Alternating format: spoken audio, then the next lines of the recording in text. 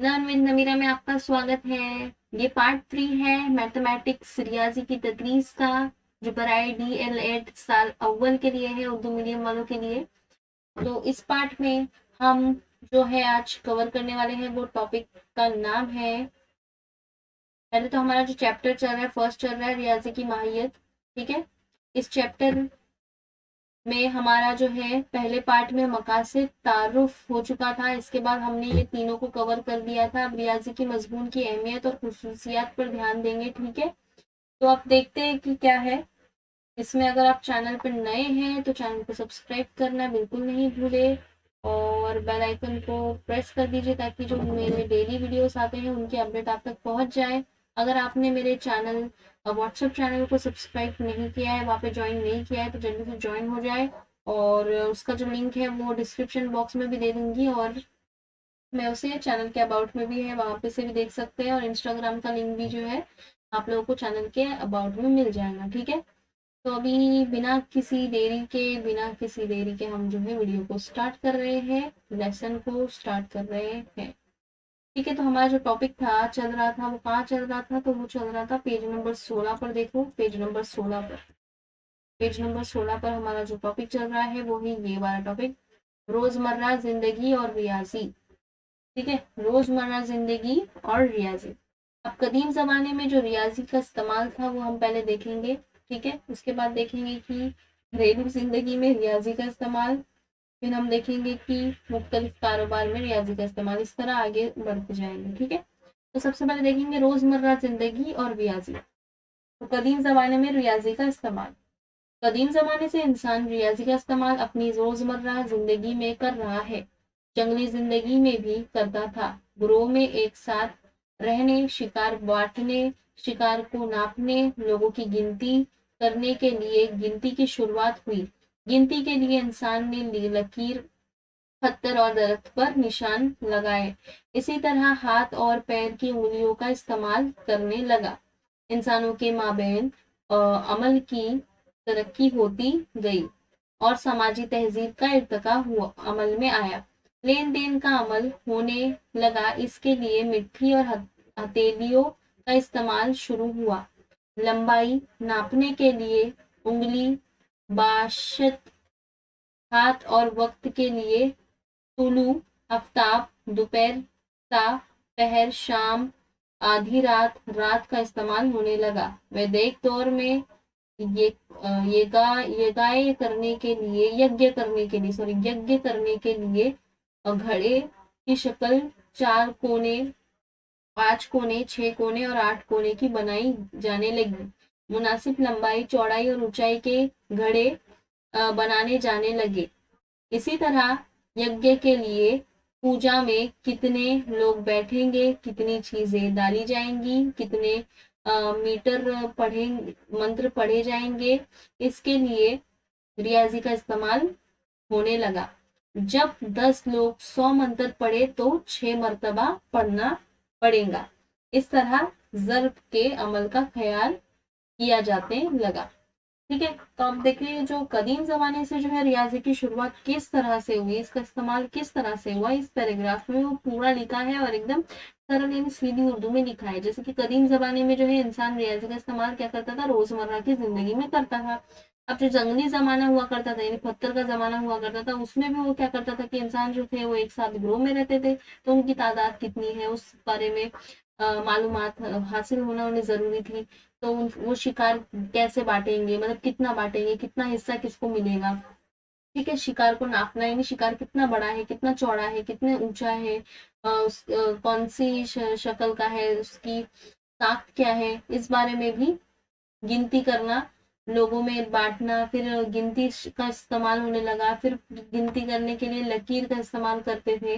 पत्थर और दरख्त के जो निशान लगाया करते थे ताकि वो ध्यान में रहे, क्योंकि दरख्त तो बहुत ज्यादा हुआ करते थे, तो निशानदही से ही समझ में आता कि ये दरख्त ये है, इस तरह से।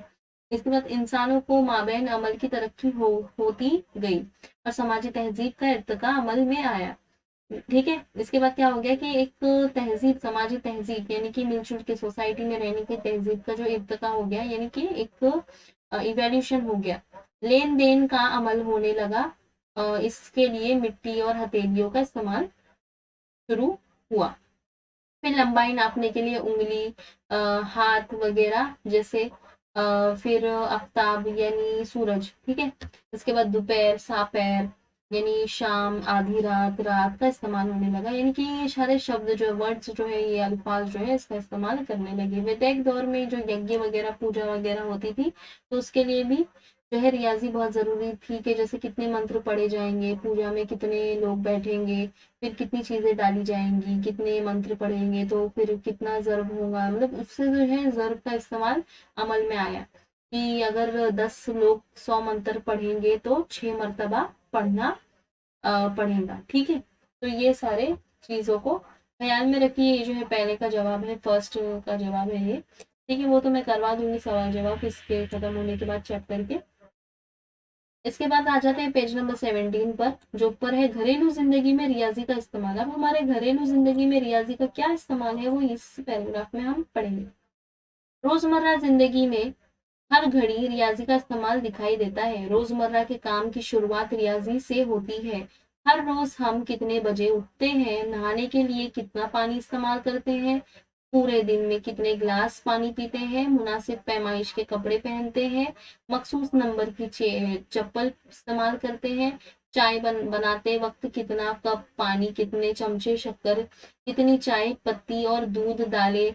इसके बाद जो है खाना बनाते वक्त रियाजी का इस्तेमाल किया जाता है। सब्जी कितनी पकानी चाहिए, उसके बाद कितने लोगों के लिए जो है सब्जी मुनासिब है ना, कि ये बात को ध्यान में रखना जरूरी है कि सब्जी अगर हम 2 झूड़ी यानी कि दो, अगर पत्ते वाली सब्जी आप 2 झूड़ी ले रहे हैं, तो वो 2 झूड़ी अगर 4 लोगों के लिए काफी है क्या, या नहीं है, आपको और लेनी पड़ेंगी, 8 लेनी पड़ेंगी या 4 लेनी पड़ेंगी, जो 4 लोग खा पाए।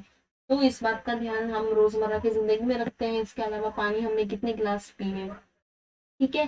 नहाने के लिए कितनी बाल्टी लगती है, हमको 2 बाल्टी लग रही है, 1 बाल्टी लग रही है, तो इसमें कितना हो गया, एक हिसाब हो गया ना ये। तो रियाजी का इस्तेमाल रोजमर्रा के कामों में बहुत अच्छे से होता है। इसके बाद कितने लोगों के लिए सब्जी में हल्दी, नमक, मिर्च कितना डालना है। अगर आप ज्यादा डाल देंगे तो कैसे चलेगा, नहीं आप बोलेंगे ना 1 डालो, आधा चम्मच डालो नमक, एक चम्मच हल्दी डालो। तो इस तरह से हम जो है हिसाब किताब के साथ भी खाना पकाते हैं ना। माहाना तनख्वाह कितनी है, पिछले महीने खर्च कितना हुआ, त्योहार, मेहमान, सफर के लिए कितना खर्च हुआ। इस तरह के हिसाब खानदान का सरबरा रियाजी के जरिए करता है। घर में कितने अफराद हैं, हर एक का खर्च कितना है, रियाजी के जरिए इसका अंदाजा लगाया जाता है। बच्चों की स्कूल कितने बजे की है, घर से स्कूल का फासला कितना है, स्कूल के लिए घर से कब निकलना पड़ेगा, बच्चों को कितना वक्त पढ़ना चाहिए, कितनी देर खेलना चाहिए। इसकी मंसूबाबंदी रियाजी के जरिए ही की जाती है। घर में कितने कमरे हैं, किस कोने में किस किस्म का फर्नीचर रखा जाए, दीवारों पर रंग की स्कीम कैसी हो, पर्दे किस रंग के हों, किस सिमत में इबादत की जाए, यानी कि काबा जो होता है हमारा, जहाँ पे हम इबादत करते, मतलब जहाँ पे नमाज पढ़ने के लिए खड़े, तो किस तरफ आप, किस सिमत में आपकी इबादत गाह है, किस सिमत में काबा है। तो इस बात का भी ध्यान रखना। सिमत भी तो रियाजी में ही आता है, तो घर का दरवाजा किस सिमत में है हो, ये तय करने के लिए रियाजियाती तस्वुरात का इस्तेमाल किया जाता है। टीवी प्रोग्राम देखने के लिए किस चैनल पर कौन सा प्रोग्राम देखना है, इस चैनल का नंबर क्या है, प्रोग्राम किस वक्त आता है, इस सब के लिए भी रियाजी का इस्तेमाल किया जाता है। एक वक्त जो है ना, आप ये जो है पैराग्राफ अपनी सेल्फ रीडिंग के लिए कर सकते हो, तो आप खुद ही समझ जाएंगे कि रोजमर्रा की जिंदगी में घरेलू कामों में हमें रियाजी कब कब इस्तेमाल करते हैं, और वैसे डेली हम करते ही हैं रियाजी का इस्तेमाल, ठीक है।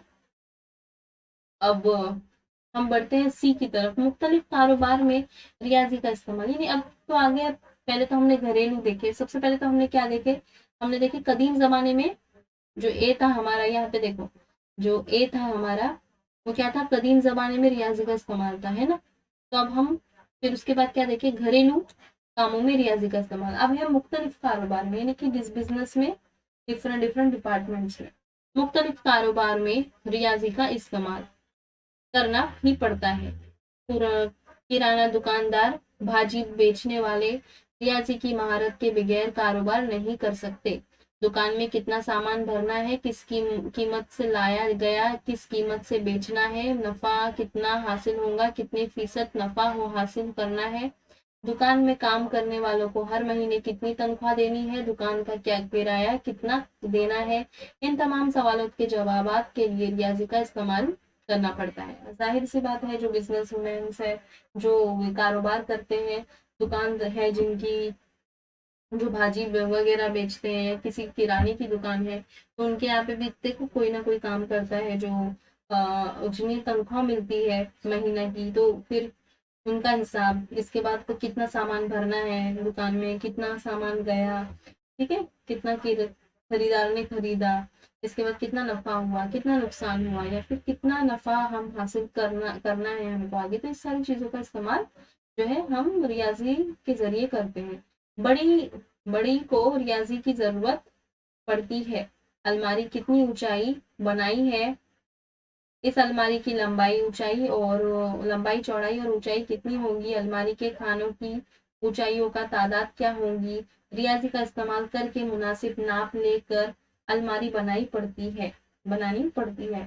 फर्नीचर बनाने के लिए कमरे की बनावट और पेज नंबर 18 पर जा रही है। ये जो फर्नीचर वाले जो होते हैं उनको भी हिसाब किताब के हिसाब से बनाते हैं ना, वो ग्राहक को अगर 6x4 का पलंग चाहिए तो वो उतने का ही बनाएंगे ना, थोड़ी ना बड़ा बनाएंगे, तो उसके लिए भी तो हिसाब की जरूरत है ना यहाँ पर। तो अब जो है हम पेज नंबर जा रहे हैं, कितने पर थे हम, पहले 17 पर थे ना, अब 18 पर जा रहे हैं। इसके बाद देखेंगे 18 पर दस्तयाब जगह का ख्याल किया जाता है, यानी कि फर्नीचर बनाने के लिए कितना कमरा हमको लगेगा। फर्नीचर तो बड़े बड़े होते हैं ना, तो बड़े बड़े कमरे हमको लगेंगे।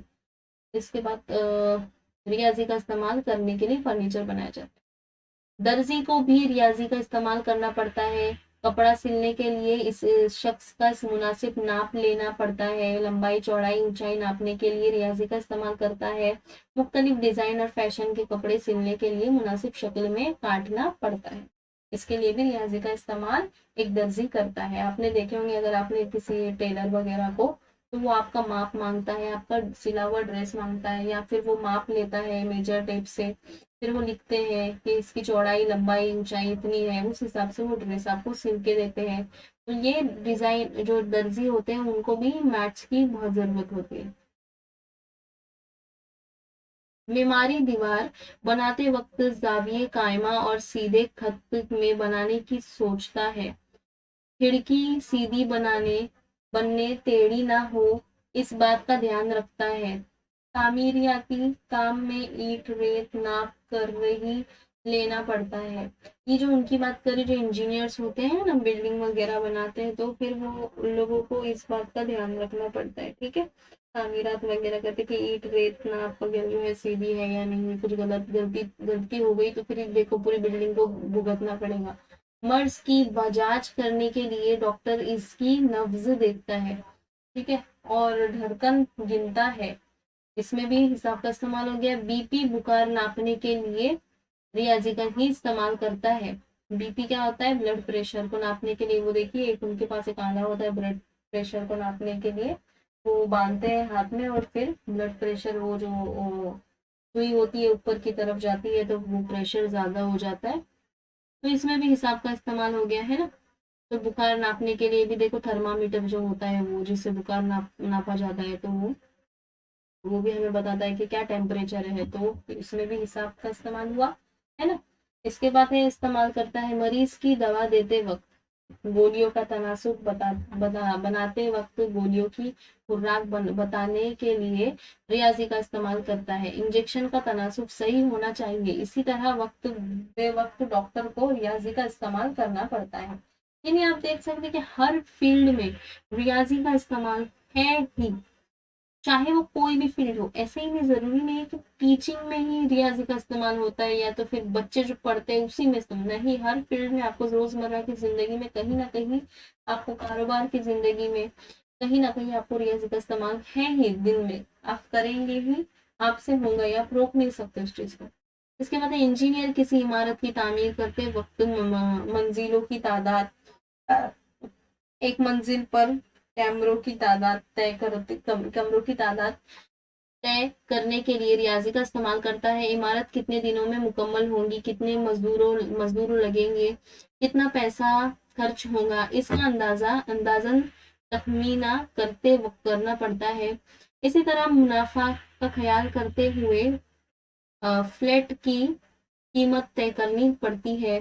किसी का कोई भी शुबा रियाजी के बगैर नामुमकिन है। इसी तरह मुख्तलिफ कारोबार में भी रियाजी का इस्तेमाल होता है। अगर आपको पूछता है ये क्वेश्चन के कारोबार में किस तरह से इस्तेमाल, तो कई मिसालें यहाँ पे दी गई है जिससे आप वहां पर लिख सकते हैं एग्जाम में कि इन कारोबार में रियाजी का इस्तेमाल ऐसे ऐसे होता है। जैसे कि इंजीनियरिंग में कैसे इमारत की तामीर में होता है कि इस मंजिल में कितने फ्लोर्स होंगे, मतलब कितने माले होंगे, कितनी बड़ी बिल्डिंग होगी, कितने एक फ्लोर पे कितने रूम बैठेंगे, ठीक है, कितने कमरे होंगे, फिर वो कमरे की क्या कीमत होगी। तो इस हिसाब से जो है रियाजी का इस्तेमाल जो है हर शुबे में मुमकिन है, ऐसा नहीं है कि नामुमकिन नहीं है।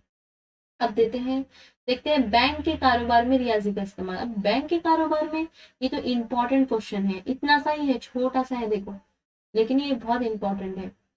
बैंक में पैसे जमा कराने, निकालने, कर्ज देने के लिए कर्ज की रकम का तायन करने, सूद की शरह तय करने के लिए, हर महीना कर्ज का हफ्ता भरने के लिए, फीस डिपार्टमेंट में कितनी रकम रखना, कितनी वक्त के लिए रखना वगैरह के लिए रियाजी का इस्तेमाल किया जाता है।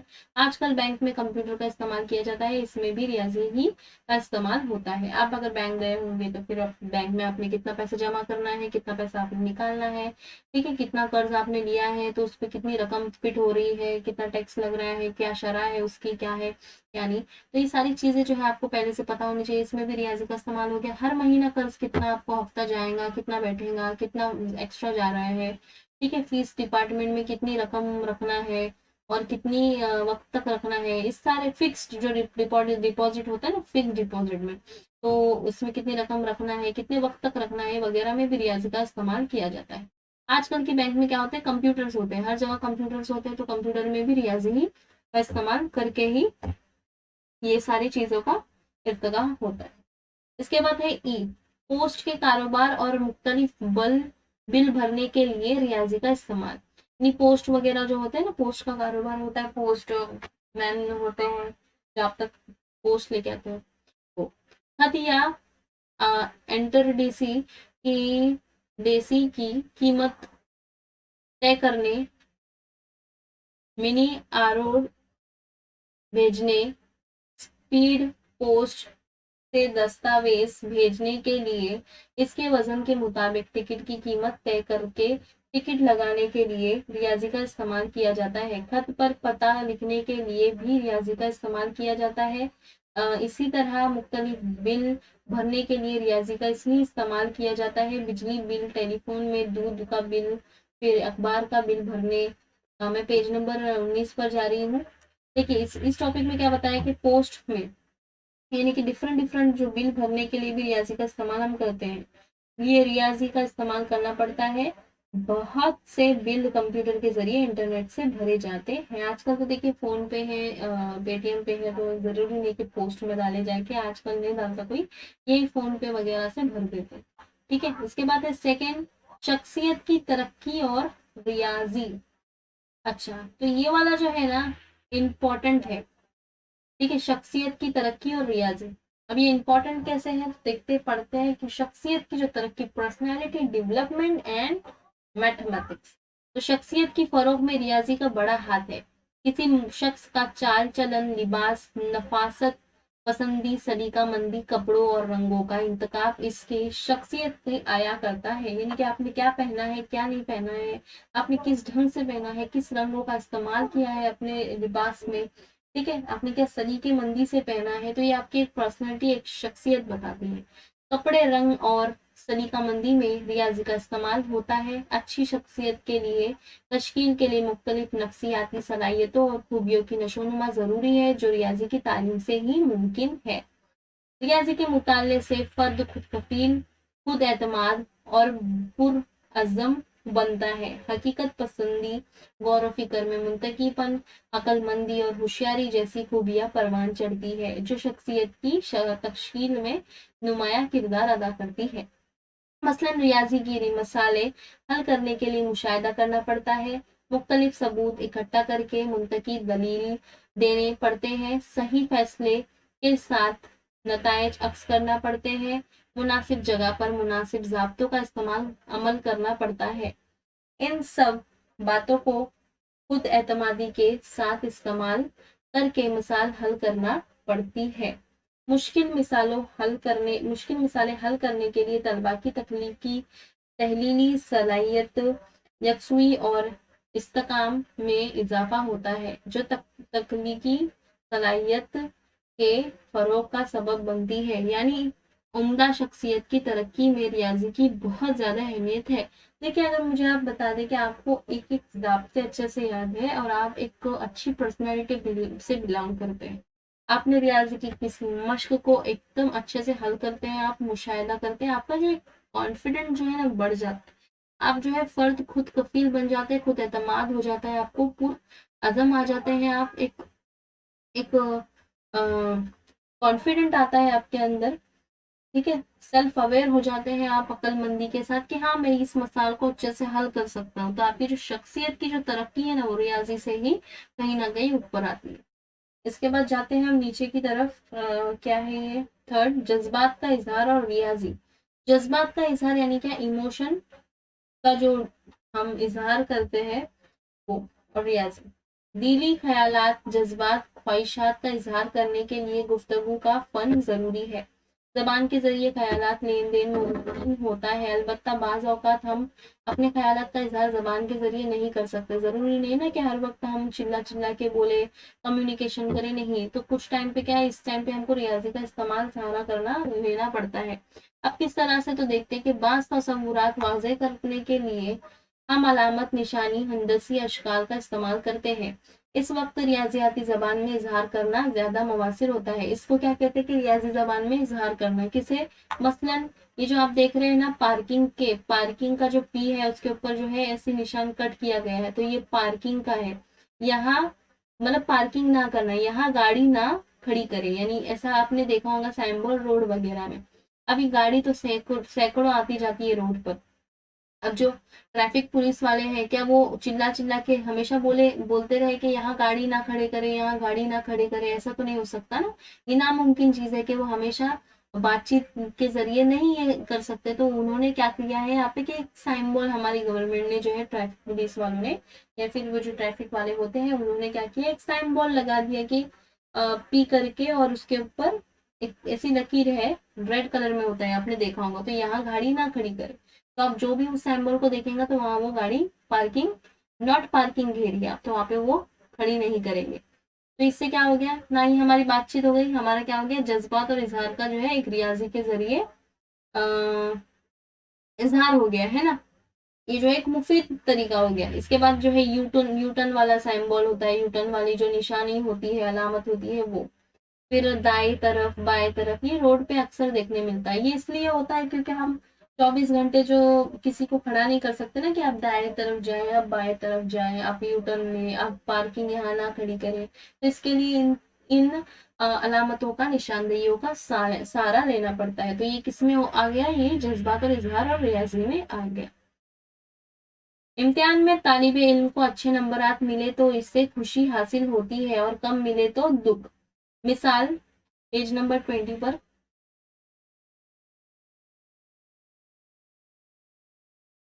मतलब अगर कोई बच्चे को कम नंबरात मिले तो ना हल कर सकने पर ना उम्मीद होता है, और तजुर्बात में मुनाफा मिलने पर सुकून हासिल होता है, और नुकसान होने का गम चेहरे के तासुरात से वाज़े होता है। मुख्तसर ये के जज्बात और रियाजी का चोली दामन का साथ है ना। अब देखते हैं खुद कफालत और रियाजी, चौथा टॉपिक है हमारा, और पांचवा टॉपिक है, और फिर छठा टॉपिक है। इतना टॉपिक करने के बाद हम ये ये जो है ये टॉपिक खत्म हो जाएगा हमारा। फिर ये जो है नेक्स्ट वीडियो में करती हूँ मैं। तो इतना टॉपिक हम देख लेते हैं इस वीडियो में।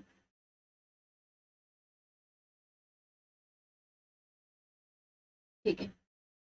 खुद कफालत और रियाजी। मिसालें हल करते वक्त तालिबे इल्म को मरहलावार अमल करना पड़ता है, तब ही सही जवाब हासिल होता है, जिससे खुद एतमादी बढ़ती है।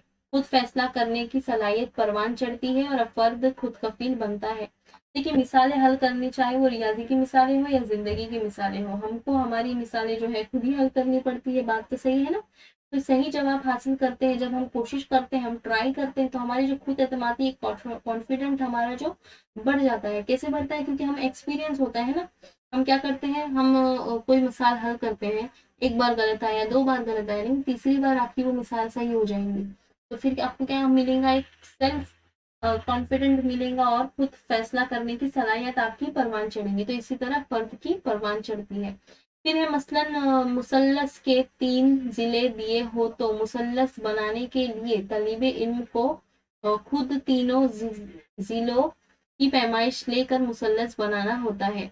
इससे इसे खुद का काम खुद करने की आदत पड़ती है, किसी पर इन्हिसार नहीं करना पड़ता और वो खुद कफील बनता है, जो रियाजी के जरिए ही मुमकिन है।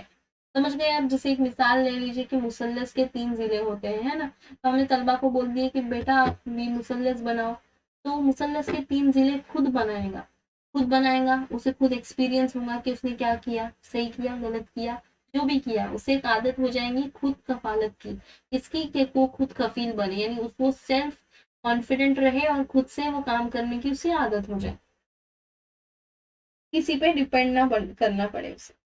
इसके बाद देखेंगे फिफ्थ है समाजी तरक्की और रियाजी। मुल्क की तरक्की का इन्हिसार समाजी तरक्की पर है। समाजी तरक्की का इन्हिसार सिर्फ मुल्क के तबई जराए और वसाइल पर ही नहीं होता, बल्कि मुल्क के टेक्नोलॉजी और साइंस की तरक्की पर होता है। कोई भी टेक्नोलॉजी रियाजी के इस्तेमाल के बगैर तरक्की नहीं कर सकती। टेक्नोलॉजी और साइंस का बड़ा हिस्सा रियाजी से मुंसलिक है, इसलिए रियाजी का मुताला शद जरूरी है। तलब ही समाज की तरक्की मुमकिन है। फिर क्या? समाज की तरक्की के लिए मुख्तलिफ समाजी इकाइयों को यकजा करके अलग अलग तनाज़ुमे तरतीब देना और समाजी काम करना चाहिए। देखिए समाज की तरक्की मुल्क की तरक्की पर मुनसर होती है। अब मुल्क की तरक्की सिर्फ तबई जर्राई और वसाइल पर नहीं मुश्तमिल है। आजकल टेक्नोलॉजी और साइंस का जमाना है, साइंस की तरक्की है। इस तरक्की को परवान चढ़ाने के लिए जो है रियाजी बहुत ज्यादा अहमियत का हामिल है। मिसाल शहरी वसूली तंजीम, rickshaw union, Rotary Club, Lions Club, तंजीम वालिदैन, मौलवीन सरपरस्त तंजीम वगैरह तंजीम की तश्कील करते वक्त अरकान की तादाद, काम की वसत, फिर है इखराजात का तंजीमा तय करने के लिए रियाजी की ज़रूरत पड़ती है। काम काज सही तरह से मुतय्यन मकसद के तहत सलीके मंदी से करने से ही समाज की तरक्की होती है। इसकी मनसूबाबंदी मुंतकी तर्ज पर होनी चाहिए। फासले लेना, नतीजे अक्स करना, दरस्तगी, फिर है सलीका मंदी, खुद एतमादी वगैरह सलाहियतों की जरूरत होती है। ये खूबियाँ रियाजी की तालीम की ही से परवान चढ़ती है। ठीक है, तो यहाँ पे कुछ मिसालें दी गई हैं, आप एक बार खुद से पढ़ लीजिए, आपको समझ में आ जाएगा कि यहाँ पे क्या कहने की कोशिश कर रहे हैं। ठीक है, जो फैसला लेना होता है ना, अक्स करना होता है, यानी कि खुद एतमादी, आपकी जो कॉन्फिडेंट, आपका डिसिप्लिन आपको एक अच्छा, एक माहिर टीचर बना सकता है। इसके बाद देखेंगे सिक्स है मुल्क की तरक्की और रियाजी। समाजी तरक्की में मुल्क की तरक्की मुनसर होती है, इसी तरह तबई वसाइल पर भी मुल्क में बड़े प्रोजेक्ट, सनती पैदावार, तालाब, डैम, पानी की दस्तियाबी, बिजली प्रोजेक्ट, अनाज की पैदावार, दूध की सनत वगैरह का तखमीना, ये के बजट, दरामद, बरामद, ये सब अवामिल मुल्क की तरक्की पर असरअंदाज होते हैं। मुल्क की तरक्की किस तरह से होगी? जब उसके लोग उसके लिए तरक्की करने की पूरी कोशिश करेंगे। अब जो मुल्क में बड़े बड़े प्रोजेक्ट होते हैं, जैसे सनती पैदावार, तालाब, डैम, पानी की दस्तियाबी, बिजली प्रोजेक्ट, अनाज की पैदावार, दूध की पैदावार, फिर दूध की सनत, फिर बजट वगैरह, तो ये सारी चीजें जो है, दरामद, बरामद, लेन देन जो होता है ना, एक्सपोर्ट इम्पोर्ट, इसमें भी जो है मुल्क की तरक्की पर असरअंदाज होते हैं। अब जा रही हूँ मैं पेज नंबर 21 पर। तबई जर्राई और वसाइल की तरक्की साइंस और टेक्नोलॉजी के ज्यादा से ज्यादा इस्तेमाल से मुमकिन है, और ये तरक्की रियाजी की मरहून मिन्नत है। इसी तरह सनती पैदावार में इजाफा के लिए नई नई टेक्निक और टेक्नोलॉजी का इस्तेमाल किया जाना चाहिए। जो मुल्क की को तरक्की की राह पर गामरान करता है। यहाँ पे दिखाया गया है कि मुल्क की तरक्की कितनी जरूरी है, रियाजी के जरिए की जा सकती है, आराम से की जा सकती है, और साइंस और टेक्नोलॉजी में ज्यादा से ज्यादा इस्तेमाल इसका मुमकिन है और कर सकते हैं। ठीक है, कि उम्मीद करती हूँ आपको इतना टॉपिक जो मैंने समझा है आपको समझा होगा। वीडियो अच्छी लगी तो लाइक कीजिए, ठीक है, और अपने दोस्तों में यानी कि अपनी फ्रेंड्स में, अपने क्लासमेट्स के साथ शेयर कीजिए जो डीएलएड के लिए तैयारी कर रहे हैं, उर्दू मीडियम के लिए, तो उनके साथ शेयर कीजिए। इंशाल्लाह आपसे मैं नेक्स्ट वीडियो में मिलती हूँ। चैनल को सब्सक्राइब करना बिल्कुल नहीं भूलना है, और